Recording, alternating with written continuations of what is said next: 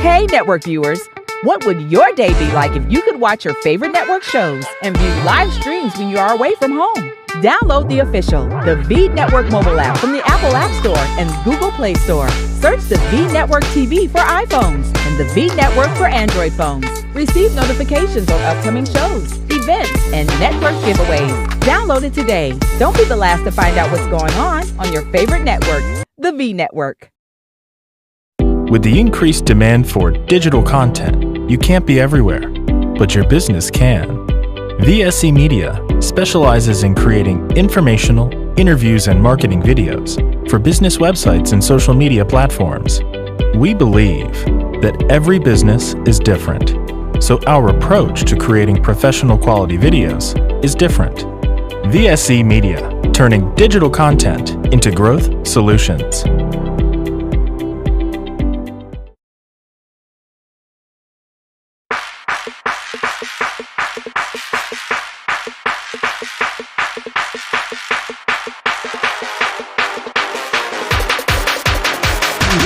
Let's go boom.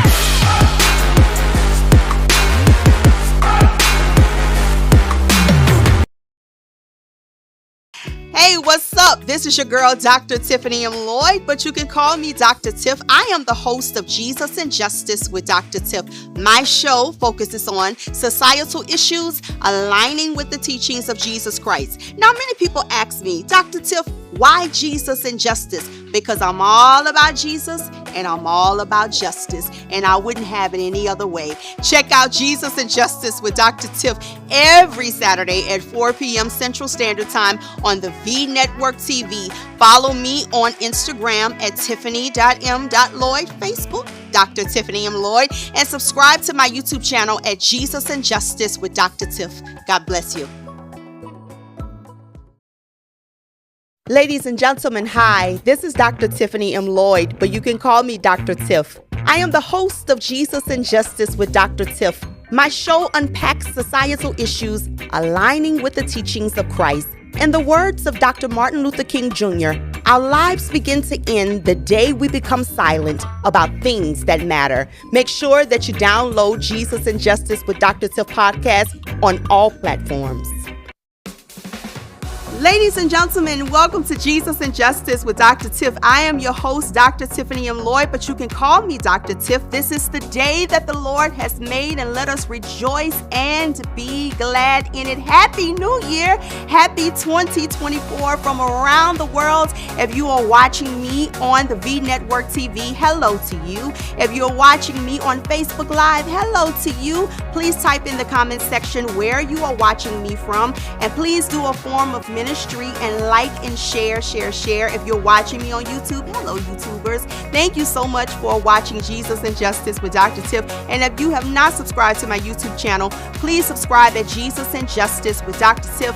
Follow me on Facebook at Dr. Tiffany M. Lloyd and Instagram at tiffany.m.lloyd. Well, he's back for 2 weeks in a row, and we have closed out 2023 with Dr. Davis. And guess what? We are starting 2024 with Dr. Denny D. Davis, the pastor of the St. John Unleashed Church, one church in 2 locations in the beautiful cities of Grand Prairie and South Lake, Texas.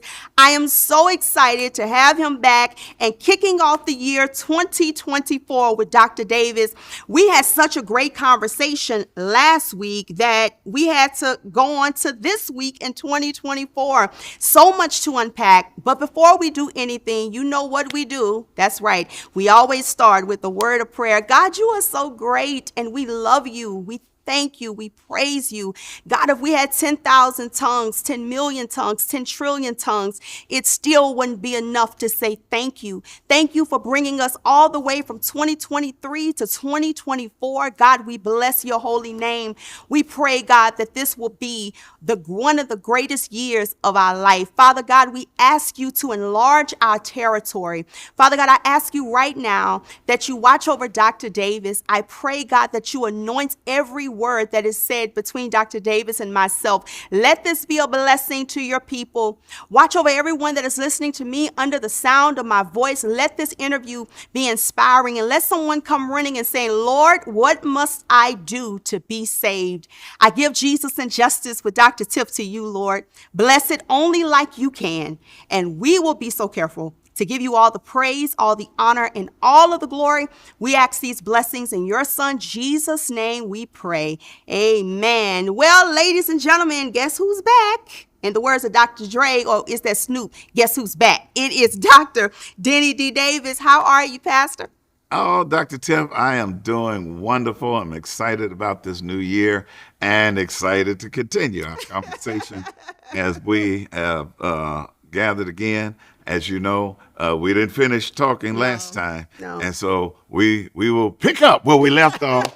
And I guess we'll jump right into it because, you know, I have so much I would like to say. Well, first of all, happy New Year to you. Are you excited about the new year? The Lord has blessed us to see January 1st, 2023. Absolutely. I am excited about the new year that is before us, and I'm expecting great things to happen in the year of 2024.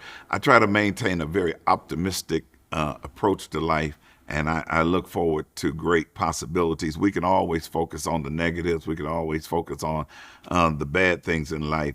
But I think when we look at life from a positive standpoint, we will discover that what we anticipate is what shall come to pass in our lives. As a man thinketh in his heart, so is he. And so I want to suggest to us that this new year represents an opportunity to go forward and to make the best of this new chance that God has given us, and that God has set before us an open door. And with that open door, we have an opportunity to experience open opportunities. And so I'm excited about this year. It's a blank canvas right now. There's nothing on the canvas. We don't know what the new year will hold, but we know who holds our hand and who holds our future. And so I'm believing God for great things. I like that one verse in the Bible that talks about, well, I like many, but I like the verse that says that God's plan and God's will and desire for our lives is that we will prosper and be in good health, even as our souls prosper.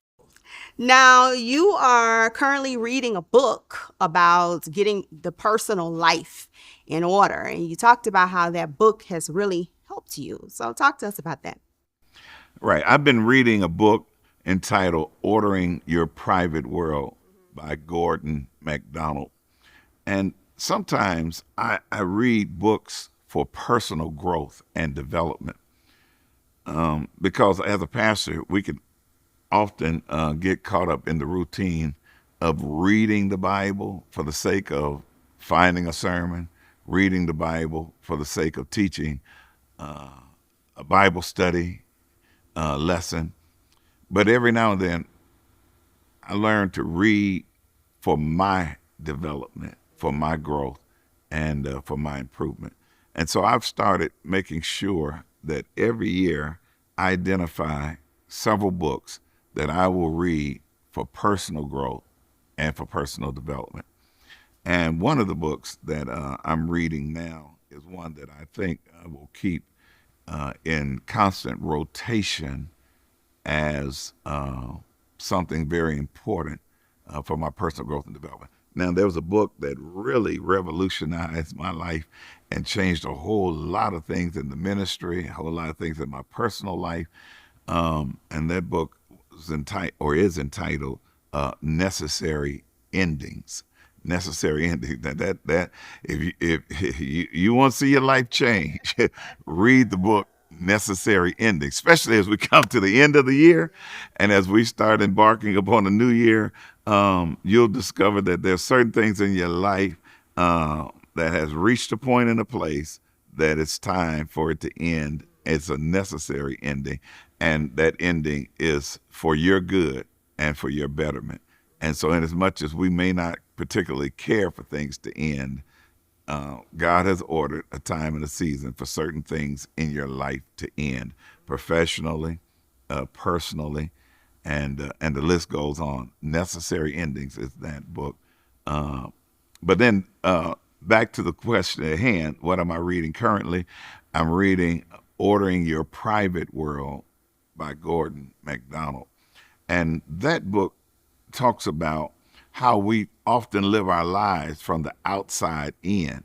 And that takes us right back to what we were talking about in terms of social media. Living our lives in the interest of likes and followers and how many people, are tuned into what we're saying and what we're doing, and creating that false sense of reality.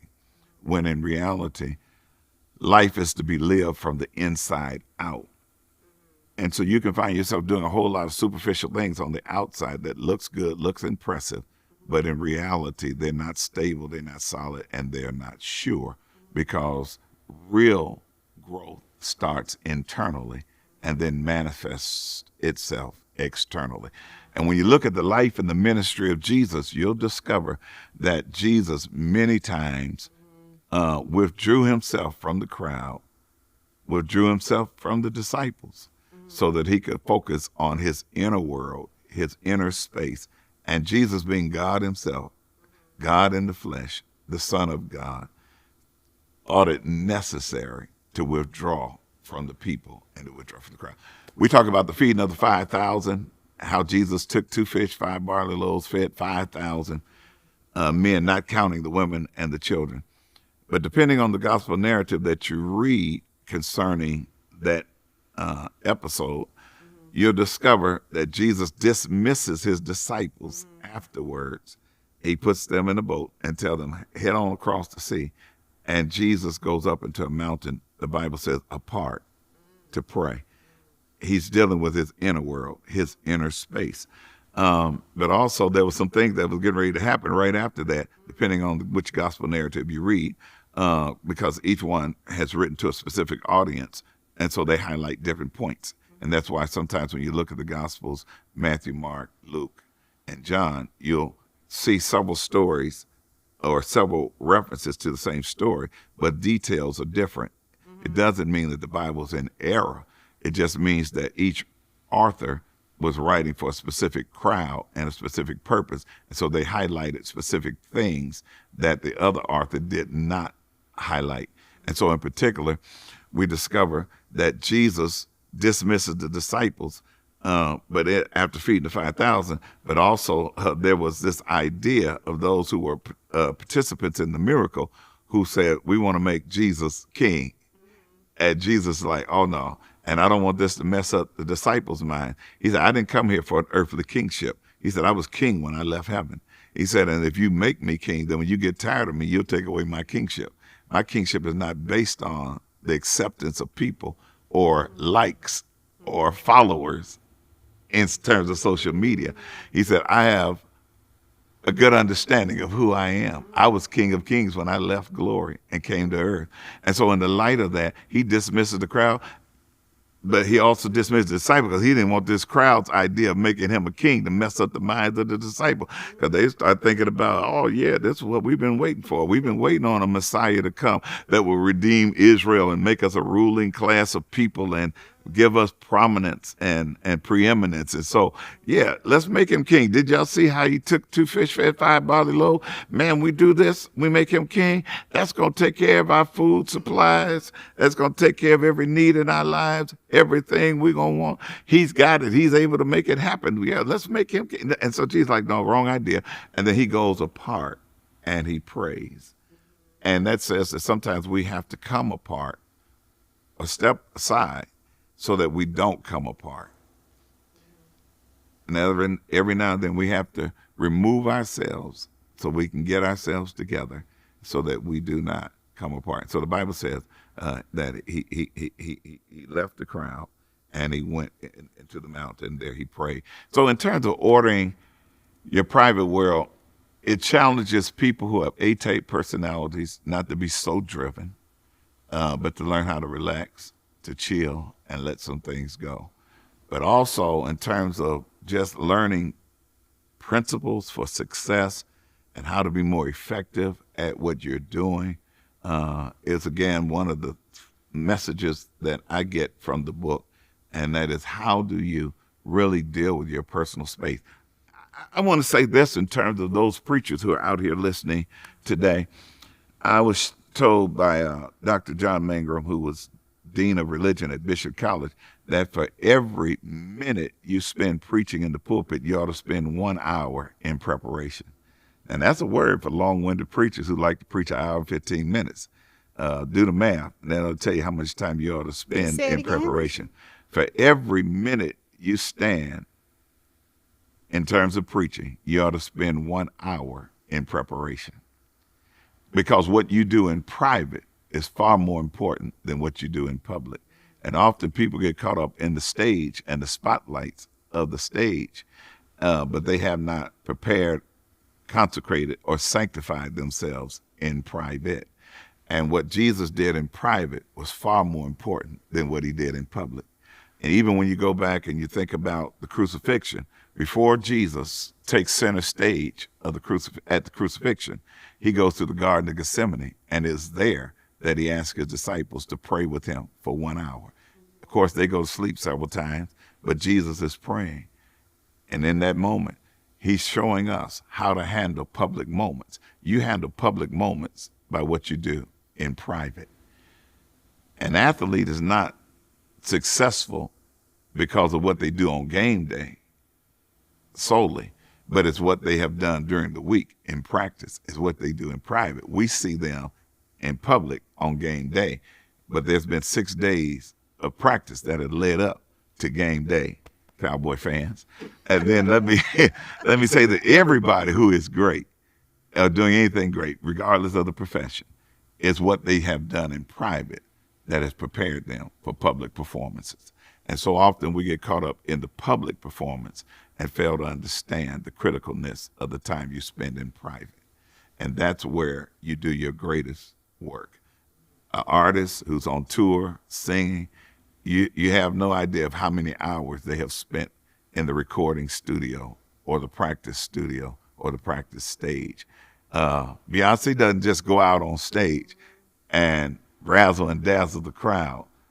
There are countless hours that are put into the preparation of her performance.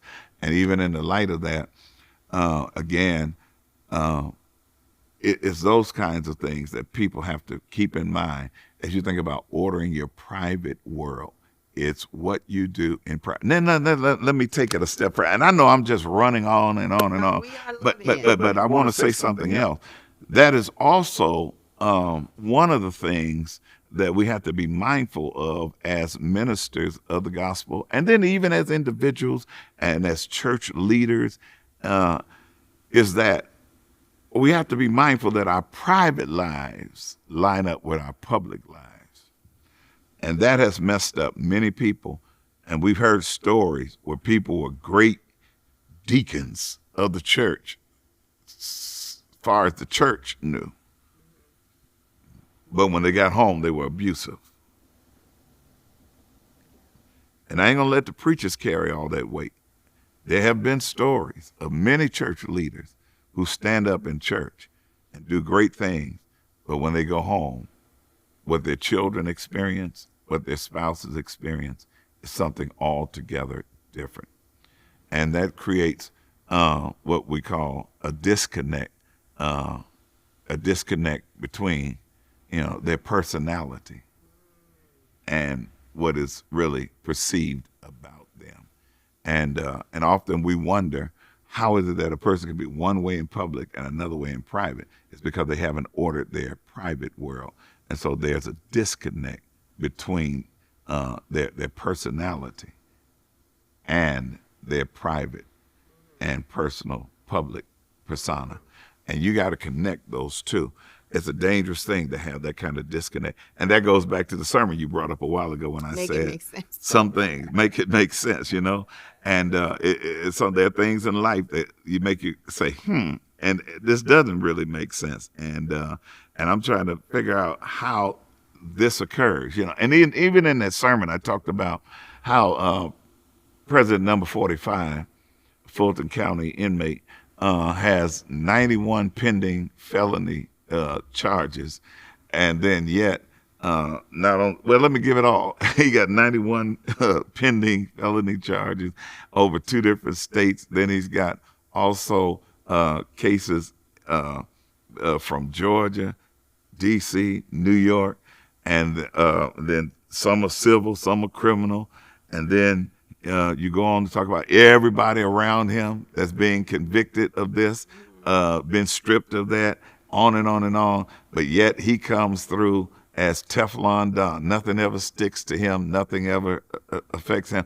I think the Trump organization was convicted of 17 crimes, and yet it bears his name, but yet he comes out squeaky clean. And folk are falling left and right, and cases are being tried, ongoing. The courts have been full ever since he came out of office. Well, all the people that's attached to him, connected to him, and yet he comes away unscathed. And then not only that, but then January 6th, we think about the people that were injured, the people that committed suicide after that, the people that were even killed that day, and the Capitol Police officers, that were injured, as well as, it's just a big chaos, a crazy attempt to overthrow democracy. But then the man who incited the riot, he's now the leading candidate on the GOP side for the 2024 presidential race. And he has spoken disrespectfully of women. He has used women as objects of pleasure. And he has disrespected them, even in the light of a Me Too world that seeks to bring everybody else down. Me Too has never touched him. And after multiple lawsuits of his inappropriate behavior with women, and some of them he's lost, but still, Me Too has not bothered him. It's an interesting thing, and you have to say, make it make sense, you know. But then, it's an interesting thing about principles at this point. What are your principles? What principles govern your life? I think about Eric Johnson, Mayor of Dallas. Waits until he's reelected and then holds a press conference and now says, I'm no longer a Democrat, I'm a Republican. Really? And so, among I think he said 10 major cities in the United States, they're all been led by Democratic mayors, but he's going to be the one that stands out as the leader of a major city in America that has a Republican now for the mayor. But you didn't give the people of Dallas a fair opportunity to decide who they wanted. And in the light of that, you wait until after the election is over. And now, as a lame duck mayor, you decide now you want to be a Republican. But again, make it make sense.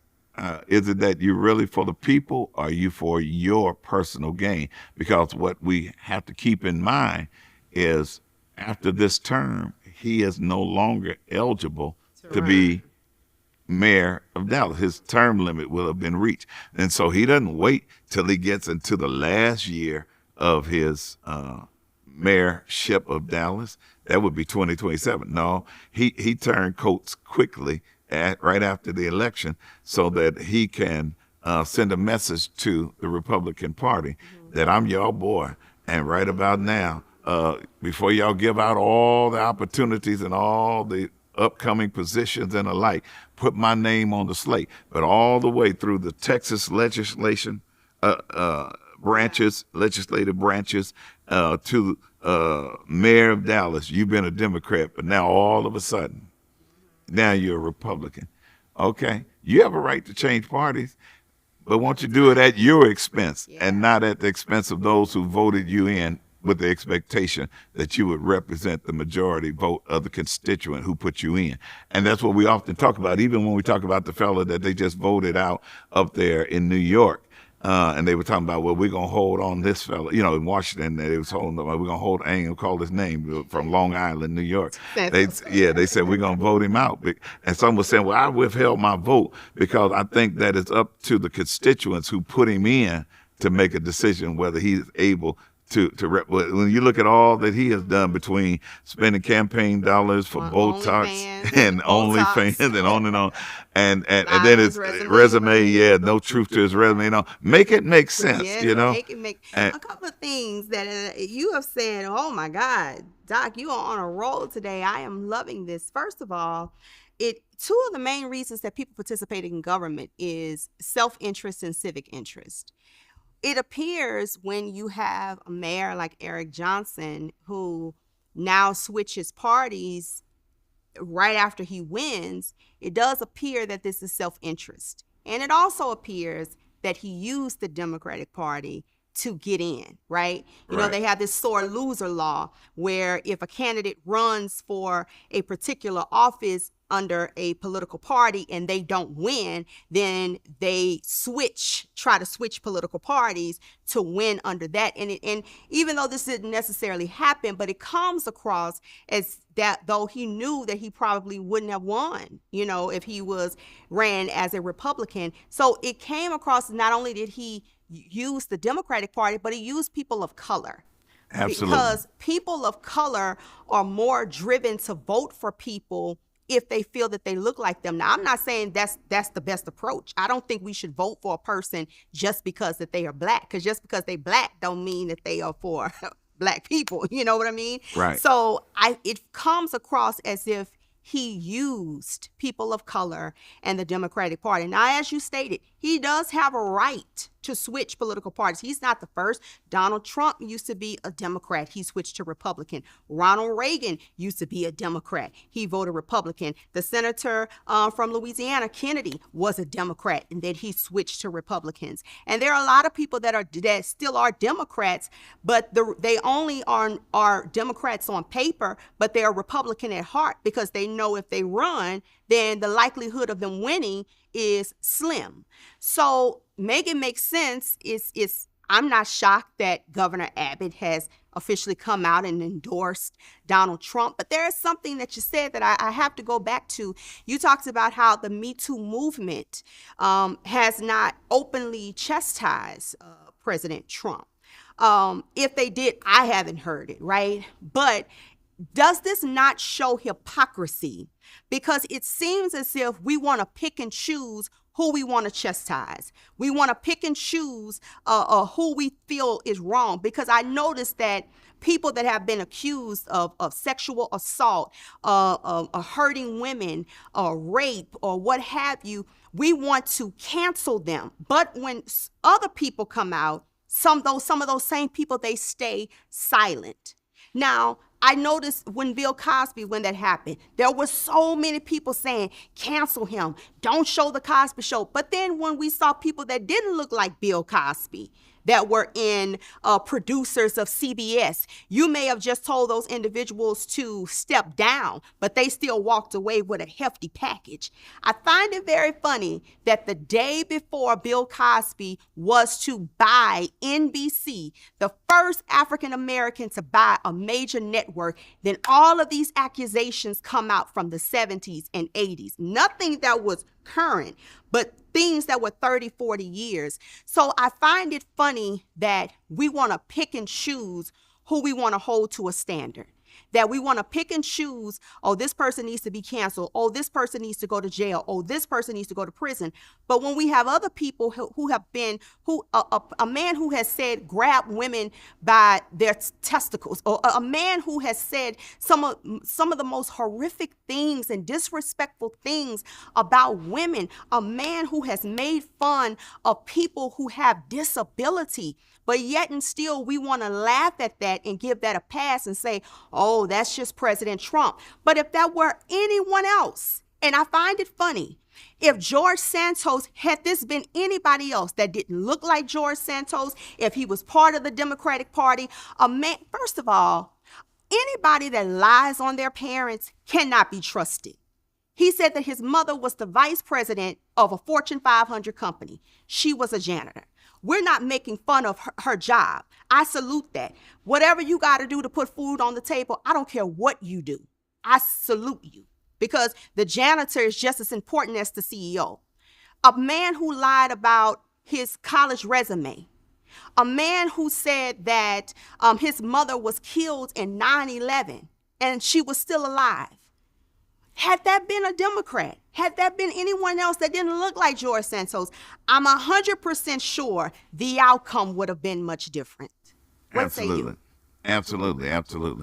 And I think that, again, it is going back to the point that I was making a moment ago about at some point we have to become people of principles, people of value, where we stand for something.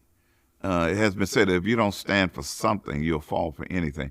And right about now, I am just so outdone as it relates to what is happening in our political world, and how we have gotten to a point and a place where nothing is making sense anymore.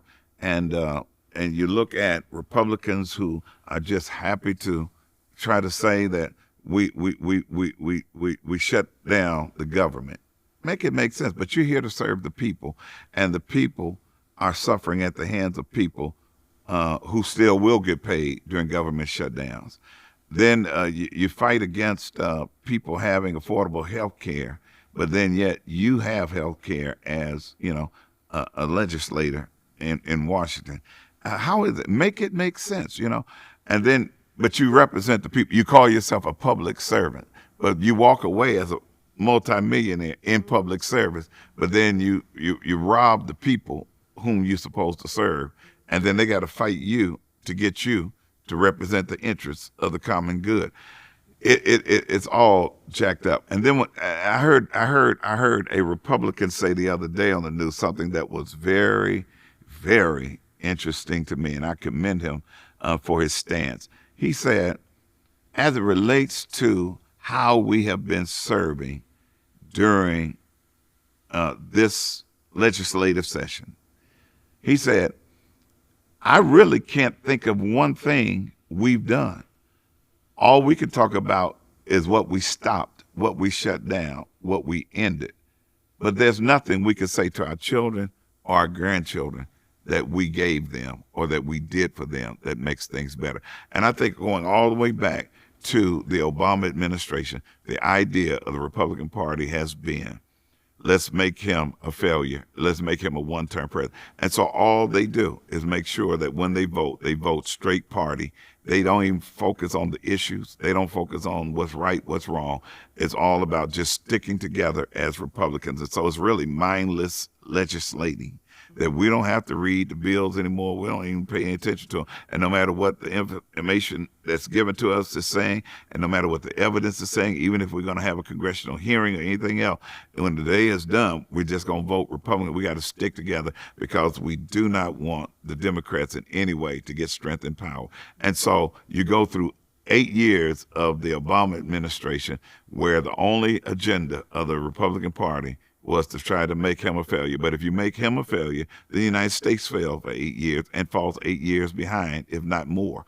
And so there you go, 8 years. And then remember, at the end of his term, there was an opportunity to make an appointment to the Supreme Court. Now it's wrong for him to be going out and yet make an appointment. But he was president up until the final day. Yeah. He could have and should have. But then on the other hand, number 45 gets in, and then right at the end of his term, there's an opportunity for Supreme Court appointment. But now he goes on and makes one. But it's right. Right.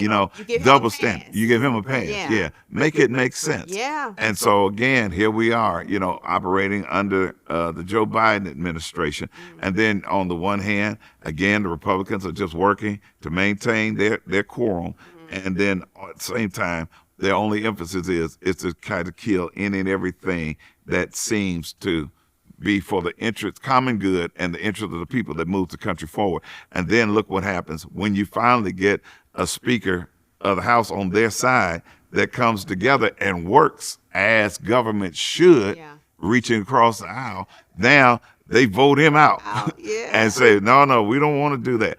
And so it's like, this is crazy. Makes it no principles at all at this point. And then, don't let me come back to Texas and deal with this mess that happened, as we talking about the criminal attorney general. Ken Paxton. Yeah, Ken Paxton for the state of Texas, yeah. And that everything about that whole situation said he ought to be locked up, in the words of number 45. Lock him up, lock him up, lock him up.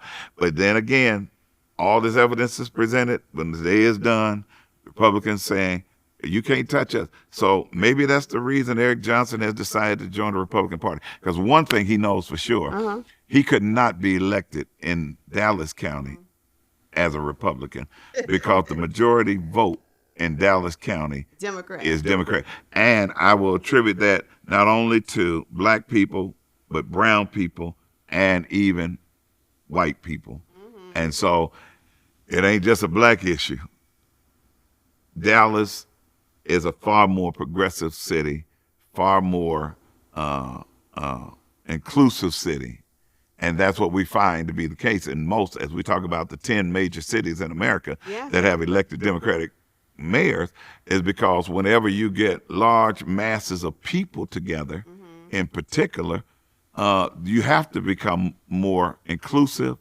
You have to develop a broader mindset, and it ain't a just us. And that's why often in these national elections, we find ourselves unusually outvoted by rural mindsets. You can call it conservative if you want to, whatever you want to call it. But the truth of the matter is usually people who choose country living versus city living are people who want the world to remain the same and don't want anything to change. And then they like being out there in the woods by themselves with their own and only them out there. And so in the light thereof is a very interesting thing. And that even as I grew up in Illinois, I found it very interesting that growing up in the state of Illinois, the majority of people of color, they live in large cities. The rural cities belong to them or others. You don't find people of color, black folk, living in small towns in Illinois. Absolutely not. No, not even a suburban small town next to a big city. They don't. They know their safety and security is in the big city. And so they're in Champaign, Urbana. But then right next to it, small little town, Paxton, we don't go there. Little small towns. I mean, they bump right up. We stay in the big city. You're on to something, because I realize it's not just Dallas that is liberal. Houston is liberal. Your larger cities in Texas are liberal, but it's your small towns. You go, where is that? East Texas, to your Athens, your Canton, your Tylers. Those are the areas. South Lake.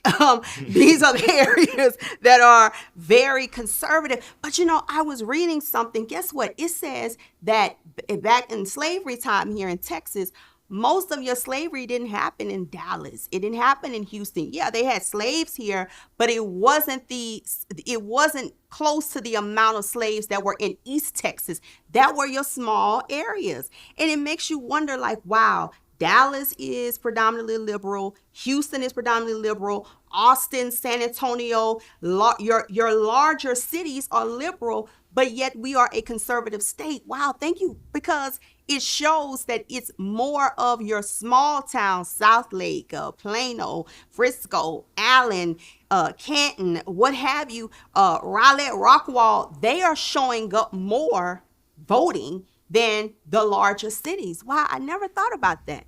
Well, I want to say this, and I'm not a conspiracy theorist, but I'm going to throw this one out.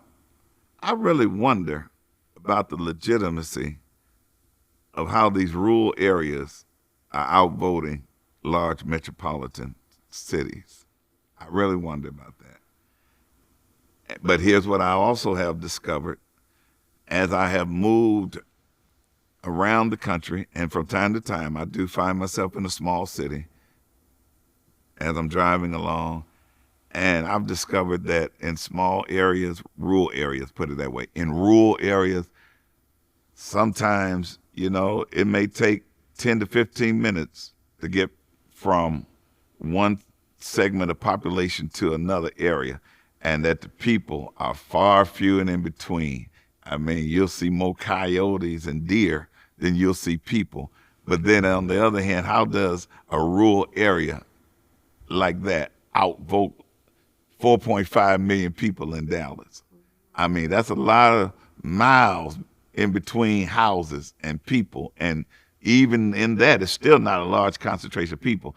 And so it really makes me wonder sometimes, make it make sense, in other words, that when you go into some of these voting precincts, are the living and the dead actually voting but never walking through the door? Because you can go into some of them precincts and you'll discover that one or two people in there working it with a precinct judge, but ain't nobody walked in there all day long. But then when these votes are tallied, look like everybody in the country voted. But yet, when you look at the voting percentage in the larger metropolitan area, it's only a certain percentage of registered voters that actually vote, and only a certain percentage of the population that register. But you're about to make me believe that everybody in a rural area is registered to vote, and everybody in a rural area votes 100% of the time. Or is it that in those rural areas, it's something they keep under wrap, that we're going to make sure we get us somebody in there that think like we think and put them in as our election judge and some precinct workers, and we're going to vote for everybody whether they come in and vote or not. I don't know. I'm just saying, but this is America, and it makes you wonder, and you say, make it make sense. And so in the light of that, I will say this. I'm not suggesting, as number 45, election fraud, but I am questioning, when you do the homework and the research, how is it that the rural areas that are scarcely populated outvoting metropolitan areas of millions of people? And when you start adding up the millions, 4.5 in the DFW Metroplex, then you start talking about Houston, and you get up to 5 to 6 million people. You pick other areas, 7.5 million people, and on and on and on. And you mean to tell me, with those kinds of numbers in large metropolitan areas, not to belabor the point, when you get out there where the buffaloes roam and the coyotes on the prowl and a deer shows up more often than people, but yet there's more votes out there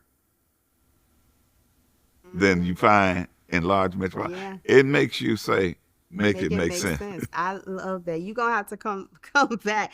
Before, time has been well spent, but before we close, I think it's so interesting that I think it's very important for everyone that's listening out there, hearing everything that you said, that it's so important that we go to the polls and vote, because we keep hearing people talk about President Biden's age, and he is 81. And the reality is that if he does get reelected, he will be 86 years old leaving the White House. And to some people, that's too old. Well, number 45, he's just as old. Make it make sense. He's like 2 or 3 years, a few years. Not that they don't have a 3 or 4 year age difference. So, and with that, I don't mean to cut you off, right, but here's how I look at it. Biden was a senior in high school. Number 45 was a freshman. They classmates.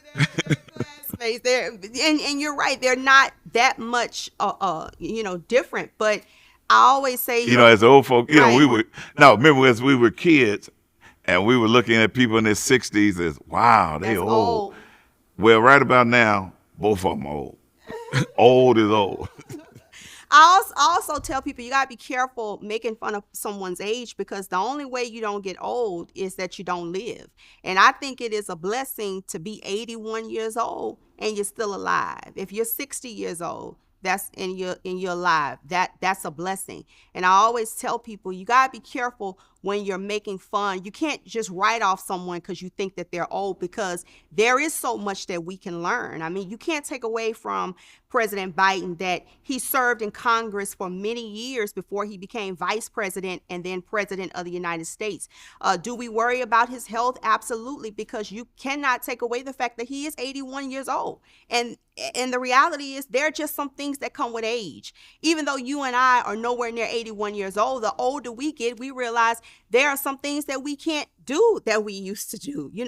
I can't run and do flips and backflips and cartwheels like I used to. I can't run as fast as I used to. That's not saying that there's something wrong with me. It's just the fact that there are just some things. No matter how much Botox you get, no matter how much BBLs and lipo or weight loss surgery, there are some things that the doctor can only do that is beyond his hand and its skill.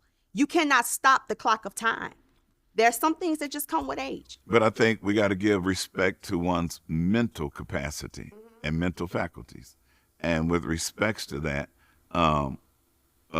Mitch McConnell, they trying to mask that situation, but he keeps freezing. It goes back to you're picking and choosing. You're making fun of Biden, but you are making excuses for Mitch McConnell. Right. And then you come back and you look at former President Jimmy Carter, 99 years old. They said his body has given out, but his mind is as fresh and as clear as it has always been. And so at his wife's funeral, he attended it. They said he's on hospice, but his mind is still strong. And so I think we have to evaluate that. And we can't always measure it based on one's physical ability as far as, their physique, put it that way. Because if that be the case, the Hot Wheels need to come out of the governor's office in Texas. I mean, he's in a wheelchair, but he's trying to run all over the country as well as over to Israel and to talk about, man, listen, you are governor of the state of Texas. You are not the president of the United States to run all the way over to Israel to see if there's anything Texas can do. Like, he thinks this is the Republic of Texas and that it's his own country. And so he's taking on roles that are reserved for the president of the United States. And so I'm just saying, if we're going to talk about physical challenges, Biden ain't in a wheelchair. He's still walking, and he don't have a cane or a walker, not to make an issue of those matters. The bottom line is he may walk slower and he might take smaller steps, but he ain't in a wheelchair. So, again, make it make sense. If a man in a wheelchair and everybody got to make accommodation for him to get a ramp to get up to, and got to lower the podium for him to ride up to it, and got to have a special vehicle, got to make all these special accommodations. But then you're going to talk about Joe, he getting feeble. Well, this man is paralyzed. So what's the difference? We got to measure it based on one's mental capacity. All right, well, Dr. Davis, we are closing out the show. And just like you did last week, I want you to stay on for Tiff Talk. Will you do that for me? Sure. Well, we are about to go into Dr. Martin Luther King holiday. And I want you to just talk to our audience out there about the importance of Dr. Martin Luther King legacy.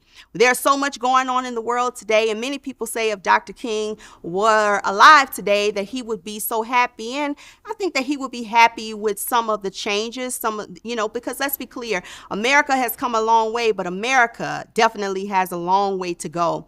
One of the most powerful things that Dr. King said was that he wished that he had a dream for his 4 little children to live in a nation where they would not be judged by the color of their skin, but by the content of their character. So take a moment to reflect on Dr. Martin Luther King and his legacy. Well, certainly we celebrate the life and the legacy of Dr. Martin Luther King, and I must acknowledge today, first and foremost, that he was a Baptist preacher and a Baptist pastor.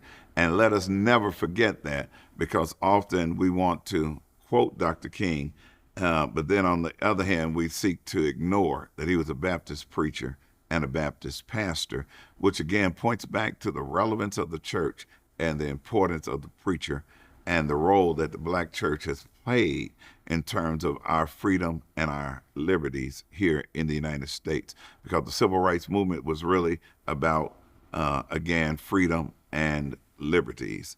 And with regards to that, it was the Black church that led the way under the leadership of Dr. Martin Luther King and many others. And so we're grateful for his life and his legacy, and we're challenged and inspired to continue to try to bring about the fulfillment of the dream. For the dream is yet still to come, as we see improvements and as we see things get better. But we also know that in many ways, as much as we may like to believe that life has changed, we also have to contend with the reality that there are enemies of progress who seek to reverse the progress that has been made, certainly as we have been dealing with the rolling back of affirmative action and the doing away of affirmative action and all of the things that we have fought for in terms of justice and equality. They are now being stripped away from us, and they are seeking to turn back the wheels and the progress that has been made. And I think that in the light of Dr. King's dream and his vision for us, it would be that we should keep moving forward on the freedom highway, not to return back to the world in which we once knew. But there are those who seek to take us back. And many times when they talk about make America great again, it's back to a day and a time where America was not great for everybody, only great for certain people. Mm-hmm. And therefore, when the question is raised, how would Dr. King feel about today? I think the answer would perhaps rest in understanding the principles that he stood for. And in light of those principles, I think that in many ways, those principles are timeless treasures and truths that he would continue to inspire us to reach for, but also in those areas where we find ourselves going backwards. Certainly Dr. King would be saddened and disappointed in those things. Recently, during an interview with Andrew Young, the question was raised, since he was very instrumental in the civil rights movement and in the life and the times of Martin King.